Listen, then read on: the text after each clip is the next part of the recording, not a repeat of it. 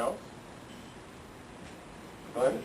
Okay, well, I came out in 1989, and I did the really strange thing of coming out to all my straight friends first, one at a time. And then they said, you know, it would be nice if you actually knew some gay people. And I said, yeah, you know, that might be a point. So I went first to the ACQC. ACQC had a group which was really weird because it was kind of like there was a social worker type person there, and it felt kind of weird. But luckily enough, the one time I went there, the only other guy who was there was this really nice young man who told me about the center in the city, and his name was Jimmy Van Bramer, and he was just the Grand Marshal of our Queen's Pride Parade, and now of course the city councilman. The story goes on. I went to Glenny, Gay and Lesbian Youth of New York, for the first time right after that, the same summer. And when I was there, I got my first kiss on the cheek from a nice guy who used to bounce around and do a lot of work for Glenny.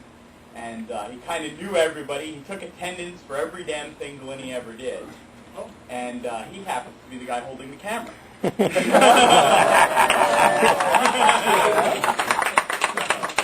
kind of my coming out. Yeah, John. Can I make a PSA?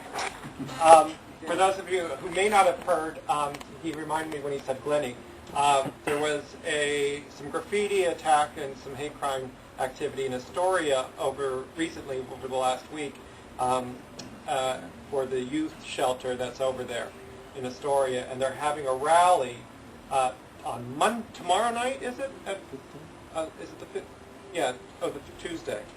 15th Monday. No. Today's the 13th. 14th, 15th, you're right. So which one? Is it Monday or 15th is Tuesday? Tuesday. It's Tuesday. I can double check for you. But there's going to be a rally down in, I think it's Union Square, is where they're going to have a rally for that. So if anybody's interested in going, I would certainly encourage you, because certainly there's still a lot of hatred and bigotry out there, and the homeless youth especially that are out there because of that need our support. So I encourage all of you to attend.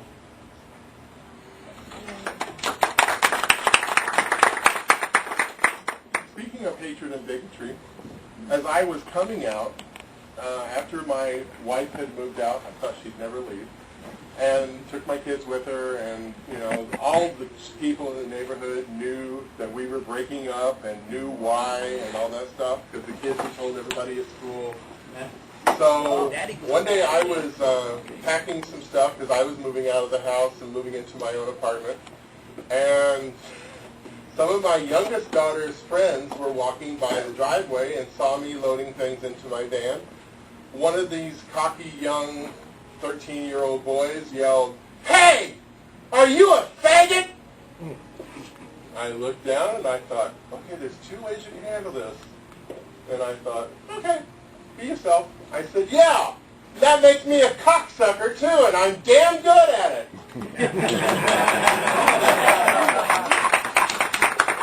And he goes, wow, man, you're cool.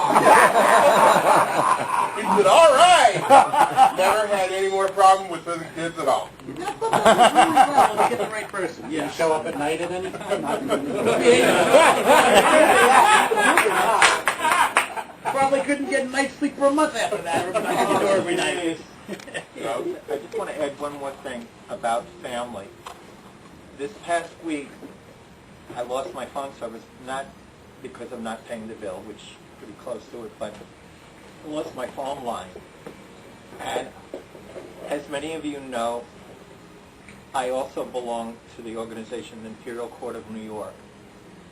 There's one person in this room right now who, I'm not going to cry, but demonstrated what beside this individual and this individual, the other individual that I mentioned didn't know, but this particular individual got worried sick and called and called and called and couldn't get through, and reached out to some people in the Imperial Court of New York because they were worried.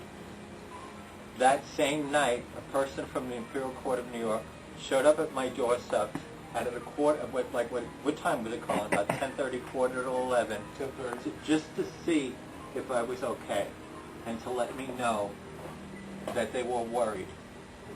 So if people don't think that we have family in this community, whether it be the bear community or the drag community, which I'm very proud to be part of as well, not that I dress up anymore, but a very proud member of it, we are a family. And the fact that you had somebody call up a member of the other organization and say, I'm going to kick his ass when I get my hands on him. Oh. But not saying it in a mean way, but saying it with love and friendship and family. You know, it really makes a guy really feel loved and needed and cared about. The last time we saw his ass was Sunday afternoon marching in the Queen's Pride Parade with his March, double with crutches. Indeed. Yeah. And then, Sunday night, all the way through to Friday, I couldn't get a hold of him. And I thought, he better not be laying dead in that apartment. And I called and called and called to check and make sure he was okay, and I couldn't get in touch with him. So Friday I put out the word to every friend of his that knew where he lived and knew how to get in touch with him and stuff. And one of them drove by, the reigning empress of the Imperial Court drove to his house, knocked on his door and said, "Are you okay? We need to let some people know." She called me and she said, "I'm sitting here in front of Joe right now. He is alive, but I haven't gotten done with him yet." Is your phone still out? Yeah. Is it a matter of something in the house? Because I work on these things. I can need some help with it. That's the phone line. Phone line. The phone service is coming out Monday to fix it. Oh, okay. Because if it's a matter of like in the house, I work on this. I used to be in the business. So if you need some help with it, I probably can help you get it going. I'm offering. Okay, thank you. So, Anybody else? Paul? Actually, there's not too much for me coming out. Just want to thank a few people.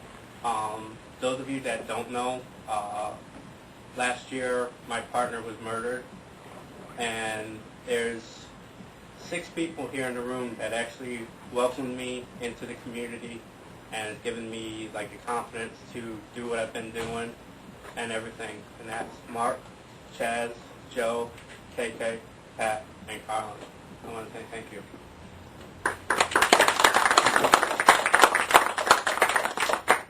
I don't want to embarrass him, but just to give you guys some background, you probably heard the story of the guy in the Bronx that went out to get in his car and was murdered. And he had just kissed Paul goodbye to go to work.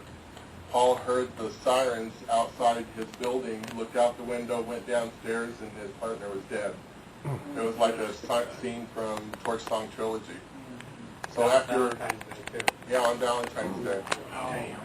So his first venture out after that happening, after being with his partner for 12 years and not being involved in the gay community at all, was coming to our steering committee meeting because he wanted to reach out and he needed some people to lean on. And so we welcomed him in and made him feel welcome. He's been a vital part. I gave him his certificate today for thanking him for taking care of our food and being an excellent volunteer for a whole year.